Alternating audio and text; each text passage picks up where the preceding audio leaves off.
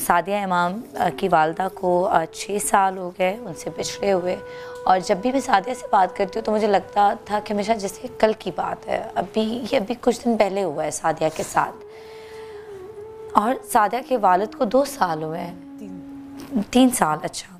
और मतलब दोनों का खो जाना और हमेशा हमेशा बिछड़ जाना अब मैं शायद फील कर सकती हूँ, लेकिन उसका आधा ही फील कर सकती हूँ। अल्लाह करे तुम आधा ही फील करो हमेशा, और तुम्हारी वालदा को मौला ज़िंदगी हयाती और सेहत के साथ ज़िंदगी दे, ताकि वो अपने बच्चों की खुशियाँ देखें और उनके बच्चों की खुशियाँ देखें। ये बहुत इंपॉर्टेंट है।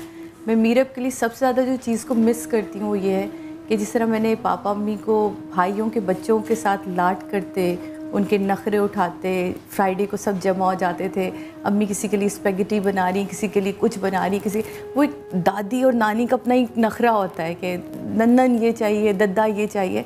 अब मैं मिस करती हूँ कि हम परसों मेहंदी पे थे, मेरे जेठ की बेटी की मेहंदी, तो मीरब हर बूढ़े आदमी से ना बहुत जल्दी अटैच होती है। तो वो कहेंगी मम्मा मुझे भी अपने घर में ना दादाबू और नन्नन चाहिए, आप दादाबू और नन्नन क्यों नहीं हमारे घर लाती। तो वो मेरे लिए एक बहुत तकलीफ दे लम्हा था कि मैं इसे बताऊं कैसे कि थे और अब नहीं है और हैं। तो वो बहुत मुश्किल चीज़ हो जाती है इतने से बच्चे को ये समझाना कि बेटा जिसको मैंने खोया वो कितना इम्पोर्टेंट था मेरे लिए और अब कितना इम्पोर्टेंट है तुम्हारे लिए। तो ये चीज़ें हैं, लेकिन मुझे ऐसा लगता है कि ये उसकी चीज़ थी, उसने ले ली। और अल्लाह ताला बताता है कि मैं ही हूँ, हाँ बस मेरे अलावा कुछ नहीं है, चाहे कुछ भी कर लो। यहाँ बैठा तुम्हारे बहुत सारे अच्छे मेहमान यहाँ बैठे हैं और ये सब मेरे बच्चों जैसे, मेरे छोटे भाई हैं सारे, इनकी सब की तकलीफ़ें अपनी अपनी जगह होती हैं। और मैं बताऊँ कि जब हमने जमशेद भाई की ख़बर सुनी थी तो जिस तरह मुझे अच्छी तरह याद है कि अमजद साबरी साहब का भाई का इंतकाल हुआ था तो मुझे वसीम बदामी का फ़ोन आया था कि मैं किससे पुरसा करूं, तो मैं तुझसे पुरसा करने के लिए फ़ोन कर रहा हूं। जब शेख भाई का वो हुई शहादत तो मैंने वसीम को फ़ोन किया। मैंने कहा मैं किससे पुरसा करूं, मैं उनकी फ़ैमिली में किसी को इस तरह नहीं जानती, मैं कभी मिली नहीं। तो मैंने उससे पुरसा किया था। फिर उसके बाद मैं उनके घर गई थी, उसी के साथ ही वो मुझे लेके गया। तो ये कुछ रिश्ते, कुछ ताल्लुक़ होते हैं जो हमें ये स्क्रीन देती है। बिल्कुल। और जैसा भी तुम थोड़ी देर पहले कह रही थी, लोग बहुत कुछ बोलते हैं, इसको बेच दिया, उसको बेच दिया, उस रिश्ते को बेच दिया हमने।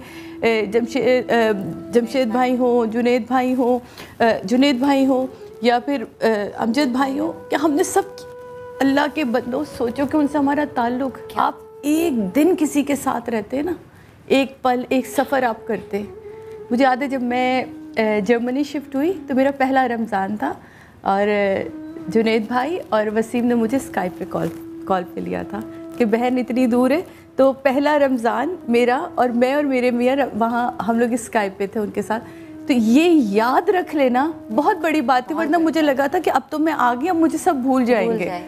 तो वो चीज़ मेरे कभी नहीं निकली और हमेशा जुनैद भाई मुझसे बहुत प्यार से मिलते थे, हमें जब भी कभी हमने काम साथ नहीं किया, लेकिन ये ताल्लुक़ आपको स्क्रीन देती है और ये इससे गहरे रिश्ते नहीं हो सकते। बिल्कुल। अच्छा, फादर का मैंने कभी आपके शोज़ में फादर का इतना नहीं सुना कि अम्मी का फिर भी मैंने सुना है कि अम्मी बिल्कुल ठीक थी, वही रोटी बना रही थी। अम्मी का तो लेकिन इतना कोई, मैं एक्चुअली मेरी शादी थी 2012 में, मेरी शादी जब निकाह हुआ जून में, तो डिसाइड हो गई थी कि जनवरी में नेक्स्ट ईयर इंशाल्लाह इसकी शादी का है। तो अम्मी, मैं शॉपिंग लास्ट डेज़, और मैं उन दिनों एक चैनल का शो कर रही थी, मॉर्निंग शो, और वो मैं लास्ट शो था उस दिन कि आज के बाद से भी अब जो 12-15 दिन है ना, इसमें तुमने खाना पकाना सीखना है। मैंने कहा अच्छा भाई सीख लूँगी खाना पकाना भी ना। तो वो मैं कुछ चीज़ें ख़रीदने गई थी तो अम्मी का पापा का फ़ोन आया कि भाई वो आपकी वालदा कह रही हैं कि ज़रा आप जल्दी आज घर आइए। फिर अम्मी ने उनसे फ़ोन लिया, आप एक काम कीजिए ज़रा जल्दी घर आ जाइए। मैंने कहा अम्मी क्या हुआ? कि मैं हमारे दिल घबरा रहा है, तुम ऐसा करो आज आ जाओ। और हाँ, हमने कोफ्ते बनाए। मैंने कहा ओए होए, दुखती रग पे हाथ रख दिया, बड़ी भी आ गई। हम अम्मी से ऐसे ही बात करते थे। हाँ। तो मैंने कहा अच्छा चलें ठीक है, मेरा ख्याल है कि मैं अगले 20 मिनट में अम्मी पहुँच जाऊँगी घर ना। फिर मैंने अपनी सारी चीज़ें कट डाउन करी कि अच्छा ये सब चीज़ें बाद में हो जाएगी, आप मुझे गरम रोटी चाहिए। कहते हाँ हाँ तुम पहुँचो। तो उन दिनों मैं अपना नया घर भी शिफ्ट करी थी, जो शादी के बाद जहाँ मैं शिफ्ट हुई थी, तो वहाँ एसी वाले भी काम करते चीज़ें, तो वो सब हमारे घर, हमारे कभी ये नहीं हुआ कि लेबर आए और वो बाहर से खाना खाए। तो वो अम्मी की एक रिवायत है कि एक कील ठोकने वाला भी आएगा तो वो घर से खाली पेट नहीं जाएगा। तो वो खाना वाना खा के शायद निकल रहे थे, तो जब मैं उतरी तो कह लेंगे बाजी आपको मौला खुश रखे, आपकी अम्मी के हाथ का भी खाना खा कर। मैं कहा सारे कोफ्ते खा के, कहते नहीं नहीं आपके लिए उन्होंने रख दिए। तो मैं वो हंसते खेलते मैं ऊपर पहुंची, तो जब मैं कहा क्या हुआ, अम्मी कहती बस हमने गरम गरम रोटी उतार दिए और वो रोटी मेरे सामने ही फूल कर। कहती मैं कहा अम्मी बहुत शदीद भूख। कहती हाँ वो तो रोटी बता रही तुम्हें शदीद भूख लग रही, फूली हुई थी रोटी ना। तो मैं कमरे में गई हूँ, पीछे से पापा की आवाज़ से क्या हुआ सुरैया, वो कहते थे ए जी क्या हुआ। तो मैं मुड़ी, मैं कहा अम्मी क्या हुआ, कहती पता नहीं, और मुझे गले लगाए। वॉशरूम में उन्हें लेके गई, उन्होंने वॉमिट किए और हमारे यहाँ वो लाउंज में एक जो सोफ़ा था उस पर बैठी हैं, मेरे यहाँ सर रखा, पूरी नादेली पड़ी, पूरा कलमा पड़ा, पापा की आंखों में देखा, कह लेंगे कि हम सारा कहा सुना माफ़। ए जी कहते थे और वो डियर कहती थी, ए जी हमारा कहा सुना माफ़, हमें लेने आ गए। और मेरे यहाँ कहती शादी तोड़ना नहीं बेटा। मैं कहा अम्मी क्या कह रही हैं। और सनम वो पापा की और अम्मी का कनेक्शन ऐसा था कि वो अम्मी पापा की आंखों में देख रही थी और पापा यूँ देख रहे थे अम्मी को, और मैं दोनों को यूँ अजीब के ये हुआ क्या है। मैं कहा पापा मतलब, कहते हैं आप सुकून से चली गई हैं, अब सुकून। मेरे निकाह पे मेरी माँ ने कहा था हम मैं इसकी रुखसत ही नहीं देख सकती, और मेरे ससुराल को यकीन नहीं आया जब मैंने रात को उन्हें फ़ोन किया। एग्जैक्टली मैंने जिस वक्त अम्मी की आंख बंद करी और मगरिब की अजान हुई है। ये मगरिब की अजान आज भी मेरे लिए इस कदर मुश्किल है जिस तरह तुम्हारे लिए असर की अजान है। वो पूरी फिल्म वैसे ही मुझे वो फूली हुई रोटी, वो अम्मी का गिरना, वो सब याद आता है। तुम यकीन मानो कि जब मैंने वो आंख बंद करी, और मेरा ख्याल है उस वक्त दुनिया का हर फ़ोन बिज़ी होगा, हर फ़ोन बिज़ी होगा। आलिया को कर रही हूँ वो बिज़ी है, भाई को कर रही हूँ वो बिज़ी, सबको कर रही हूँ वो बिज़ी, और मैं पागलों की तरह चीख रही हूँ। और खुश नसीब है मेरा ड्राइवर। मैं हमेशा कहती हूँ इशफाक भाई मेरे चौथे भाई हैं, मेरे 3 भाई हैं वैसे रियल, लेकिन मेरे 4 भाई हैं, क्योंकि अशफाक ने मेरी माँ को उठा के गाड़ी तक लेकर आया था, उनकी डेड बॉडी जो ख़त्म हो चुकी थी। और हम दिल को तसल्ली दें पापा अम्मी ठीक है, हम अभी हॉस्पिटल। पापा सुकून से गाड़ी में आगे बैठे हुए, और वो हाथ पे तस्बीह पढ़ते थे। पापा की हमेशा आदत थी हाथ पे तस्बीह पढ़ते थे। हम NMC पहुँचे, मैं भागी हूँ डॉक्टर से हमें दिल रखने के लिए। वो कहते हैं जी ये चेकअप करें। तो मेरे डॉक्टर बिलाल थे हाथ, कहते हैं सादिया आप ले भी आती, ये यहाँ एडमिट भी होती। इतना सडन हार्ट अटैक था, इतना प्रेशर था, हम इन्हें बचा नहीं सकते थे। मैं उनकी शक्ल देख रही हूँ, इतनी देर में जिसका भी कॉल मिली थी वो सारे भाई बहन वहाँ पहुँचे, एक चीखो पुकार। मुझे नहीं पता कि उस पल में मेरे अंदर वो ताकत कहाँ से आई थी। पापा ने मुझसे कहा ये वो डेथ सर्टिफिकेट आया। मैंने कहा पापा साइन, कहते हैं आप। मैंने कहा पापा मैं, कहते हैं आप। मैंने अम्मी के डेथ सर्टिफिकेट पे मेरी साइन है। मैं निकली, मैं सारी चीज़ें अरेंज करना, ये करना, भेजना, मैं रोज़। अल्लाह ताला बहुत हिम्मत दे देता है। और जब मुझे वेंट हटाने के लिए उन्होंने कहा, वेंट पे जब लगाया था वो साइन करना था, तो मैंने साइन किया कि मैंने कहा अच्छा लगा चुके थे वेंट, तो सिर्फ साइन करना था। तो मैंने कहा अच्छा मैं करूँगी। जब वेंट हटने की बारी आई तो वो भी वो इतना मुश्किल था कि अब वेंट हटेगा शायद 2 मिनट, शायद 2 घंटे मैक्स, एक रात अगर मुआवजा हो जाए तो शायद मिल जाए। एंड एसेट के मैं ये पेपर साइन करूँगी, लेकिन मुझे किसी ने साइन नहीं करने दिया। मेरी बेटी को बहुत हिम्मत मिल जाती है। और फिर जब बाबा के वो आखिरी वो थे तो मैंने उनके सामने बैठी थी और मैं नहीं रो रही थी, मैं सिर्फ उनकी सांसें गिन रही थी और मैंने ऊपर मॉनिटर देख रही थी अब कितनी, अच्छा ये लास्ट सांस तो नहीं है ये एंड मैं नहीं रो रही थी उस लम्हे में।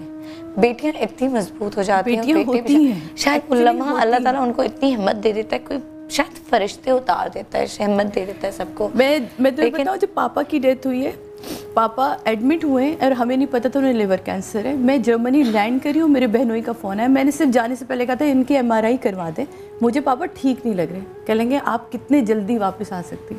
मैं मुड़ी अपने मियाँ से, मैंने कहा पाप वापस नहीं आएगा। कहता मैंने रोका तुम्हें कब है, मैं उतरी थी उस दिन, दूसरा दिन था मुझे जर्मनी में, मैंने फ़्लाइट रिटर्न ली है, मैं वापस आई हूँ और मैं जैसे हॉस्पिटल पहुँची हूँ, तुम यकीन मानो पापा यूँ बैठे थे, मुझे याद है वो तस्वीर मेरे पास है, अगर मैं मिली तो मैं दिखाऊँ। हम बैठे और एक बच्चे मुझे आज भी वो पापा के आलिया कहती है मुझे इतनी जेलस, मुझे सारी ज़िंदगी लगता था कि पापा मुझसे प्यार करते हैं, लेकिन तुम्हें देख के जिसने उन्होंने बच्चों की तरह हाथ बढ़ाया था ना, और मुझे गले लग कहते जाओ तुम सब जाओ, अब हम ठीक हैं, तुम सब जाओ, हम ठीक हैं। और मुझे गले लगा के, तुम यकीन मानो वो 16 दिन मैं यहाँ शो कर रही थी समा के, मैं 16 दिन यहाँ से सीधा पापा के वहाँ जाती थी, क्योंकि मेरी ही बेटी छोटी थी, मैं पूरा दिन स्पेंड करती थी। आलिया के पास मीरा बोती थी, फिर आलिया स्कूल के बाद वहाँ आती थी, सबकी टाइमिंग्स बननी थी। पापा के आखिरी दिन मैंने वैसे ही पूछ लिया, मैंने कहा ये जो आप इंजेक्शन लगाती हैं ये किस चीज़ का?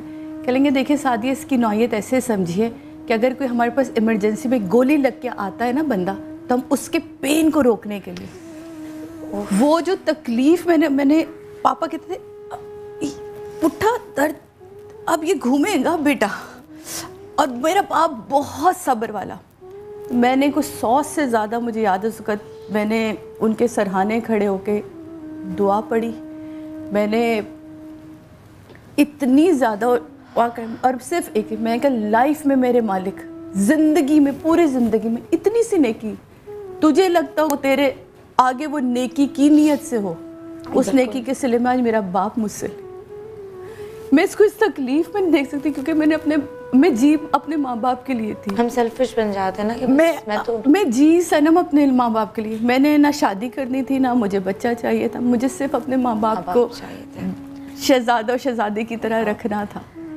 और मुझे सब कह रहे थे कि रात को मुझे समझाया गया कि मेरी सुबह डॉक्टर कोई भी डिसीजन देगा या कुछ भी होगा, तो मुझे मेरे कज़न ने रात को बिठा के और मुझे कहा कि तुम सेल्फिश बन रही हो, सेल्फिश मत बनो, अगर उनका वक्त है उनको जाने दो, लेट हिम गो। वेंट पे ज़बरदस्ती आर्टिफिशियल सांस हो सब, मैंने कहा जब तक मुझे डॉक्टर कहेगा ना 1% भी चांस है, 1% भी जब वो मुझे कहेगा तब भी मैं वो नहीं उतारूँगी, और मैं तब भी उनको टाइम दूँगी। 1% में मैं कैसे उतार सकती हूँ? बट वो बहुत पेनफुल वक्त रहा है, और वो ना कोई कभी समझ सकता है, ना कभी कोई, ना मैं चाहती हूँ कोई समझे। वो मेरा और हमारी फैमिली का मतलब लाइक वो हमारे बीच है, वो एक बॉन्डिंग है ना, हाँ, वो एक रिश्ते की बॉन्डिंग है, वो कोई नहीं समझेगा।